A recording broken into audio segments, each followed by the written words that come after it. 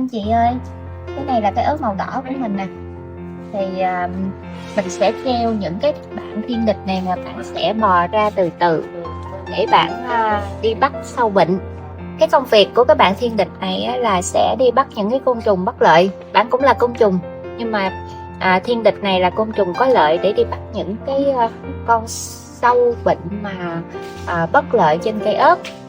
Thì khi mà mình ít bơm thuốc á, nó sẽ cho mình thành phẩm cái quả ớt rất là dày cơ.